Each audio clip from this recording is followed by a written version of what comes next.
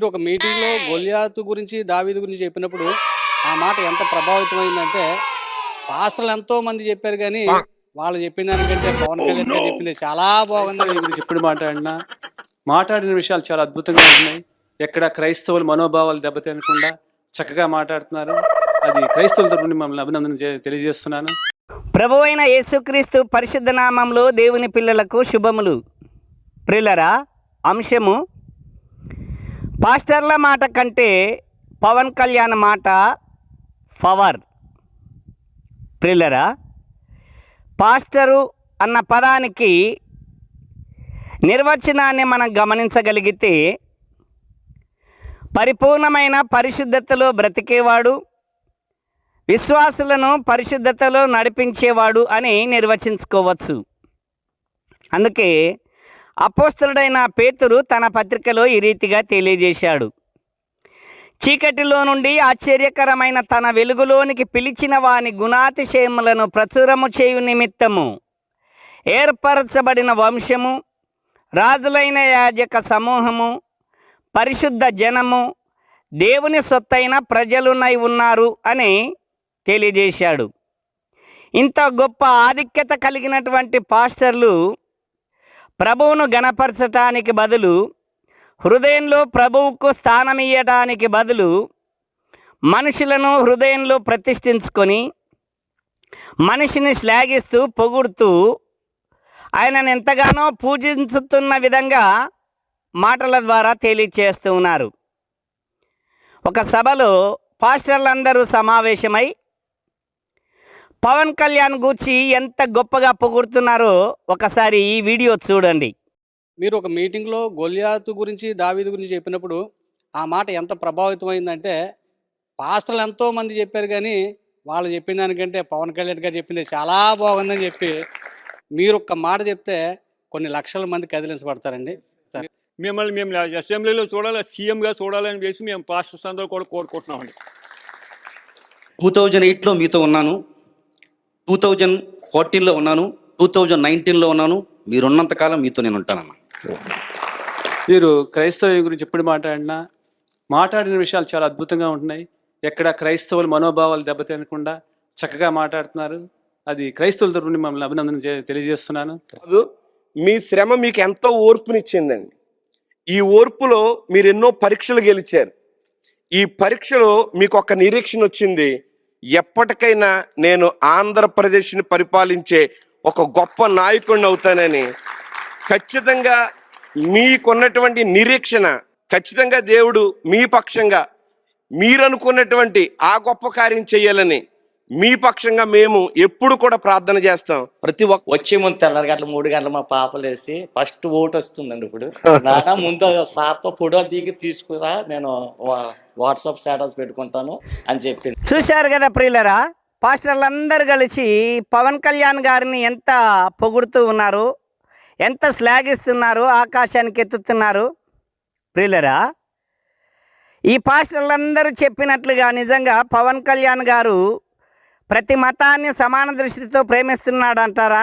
ఆలోచించండి. గత 3 సంవత్సరాల కిందట కృష్ణానదిలో బాప్తిసమిస్తున్నటువంటి పాస్టర్లను చూచి చాలా దారుణంగా మాట్లాడి ఉన్నాడు, చాలా దారుణంగా విమర్శించాడు, క్రైస్తవ్యాన్ని ద్వేషించాడు, దూషించాడు. ఆ మాటలో ఒకసారి వినండి. బెజవాడలో మత మార్పిడులపై వీడియో రిలీజ్ చేశారు జనసేన అధినేత పవన్ కళ్యాణ్. సీఎం జగన్ నివాసానికి సమీపంలో పొన్నిమి ఘాట్లో 42 మందికి సామూహిక మత మార్పిడులు చేశారని చెప్పారు. వారంలో 100 మందికి మత మార్పిడులు జరిగాయన్నారు. ఇంత జరుగుతున్న ప్రభుత్వం ఏం చేస్తోంది అంటూ పవన్ ప్రశ్నించారు. హిందువుల కోసం కట్టిన పుష్కర్ ఘాట్లో పబ్లిక్ గా మత మార్పిడులు ఎలా చేస్తారంటూ నిలదీశారు. ప్రభుత్వమే ప్రోత్సహిస్తున్నట్టు హిందువులు భావిస్తున్నారని పవన్ అన్నారు. ఆధారాలతో సహా వీడియో రిలీజ్ చేస్తున్నట్టుగా చెప్పారు జనసేనాని. నేను సూడో సెక్యులరిస్ట్ కాదు. మూకమ్మడి మత మార్పిడి జరుగుతుంటే ముఖ్యమంత్రికి తెలీదా?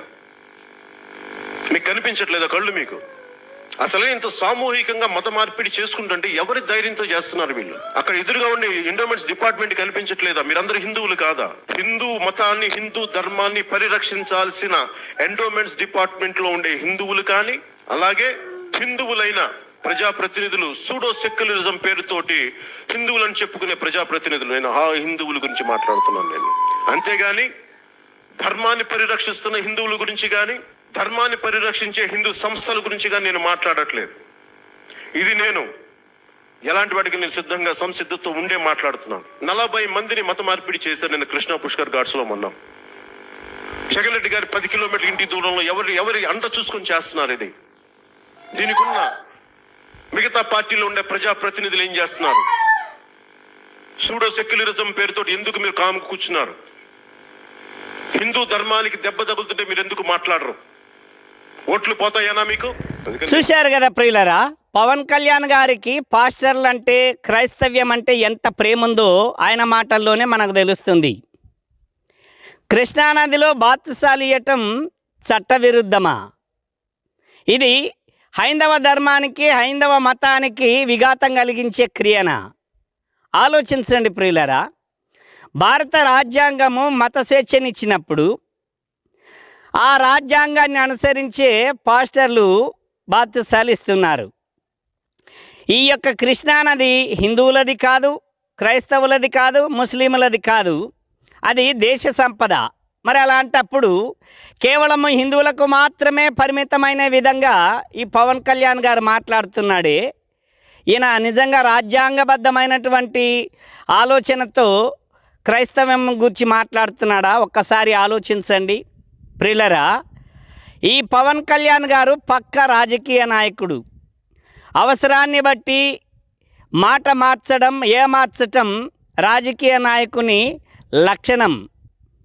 ఇది తెలుసుకోకుండా పాస్టర్లు ఆయనను పొగుడుతున్నారు, శ్లాఘిస్తూ ఉన్నారు, చాలా గొప్పగా వారి యొక్క హృదయాలలో ప్రతిష్ఠించుకుంటూ ఉన్నారు.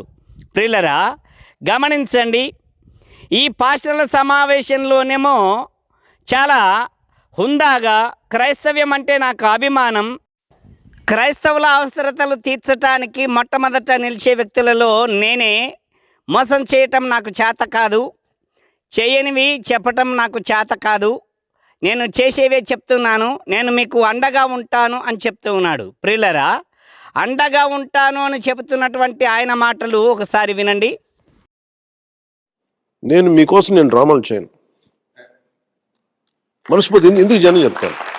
నేను మిమ్మల్ని మోసం చేసిన వాడిని అవుతాను. సో నేను ఏమి చేసినా చాలా సంపూర్ణంగా మోసం చేయను మిమ్మల్ని. నిజం మనస్ఫూర్తిగా మీరు నమ్మండి. మీరు ఈ రోజు నిలబడినా నిలబడకపోయినా మిమ్మల్ని మోసం చేసి నేను మాట్లాడను. కష్టం వస్తే ముందు వచ్చి నిలబడేది నేనే నిలబడతాను తప్ప, కానీ మీకు నేను నిలబడినంతగా ఏ క్రిస్టియన్ లీడర్ నిలబడ్డా. మీరు ఇది నమ్మండి.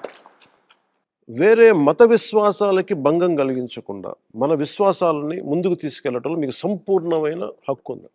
ఏ పార్టీకి హక్కు లేదు, రాజ్యాంగం మనకి సంపూర్ణంగా కల్పించిన హక్కు ఇది. నేను దీన్ని మనస్ఫూర్తిగా మీకు ఈ వాదనకి చేయూతనిచ్చేవాడిని తప్ప మిమ్మల్ని ఎప్పుడు ఇబ్బంది పెట్టే వ్యక్తిని కాదు. జనసేన అనేది మీ అభిమతాలకు కానీ మీ మనోభావాలకు కానీ ముఖ్యంగా ఫస్ట్ ఫండమెంటల్ రైట్స్కి విఘాతం కలిగితే క్రిస్టియన్ మైనారిటీస్ తరపున జనసేన నుంచి బయటకు వచ్చి మీకు అండగా నిలబడేది నేనే. క్రైస్తవులకి జనసేన వ్యతిరేకం ఎప్పటికీ కాదు, కానే కాదు. క్రైస్తవులకి నేను అండగా ఉండాలి అనే మాట ఎలా చెప్పాలి? నేను నిలబడి చూపించాలి. కానీ నేను మీకు ఈ రోజున మాట ఇస్తుంది, మీ సమస్యల పట్ల మీ ఉనికి కోసం, మీ గౌరవం కోసం నేను సంపూర్ణంగా క్రిస్టియన్ సమాజం పట్ల నేను నిలబడతాను. మీరు ఈసారి నిజాయితీకి, సత్యానికి మీరు నిలబడండి. మీకు ఏ మాత్రం కష్టం వచ్చినా నేను అక్కడ ఉన్నాను అనేది మటుకు మీరు మర్చిపోండి.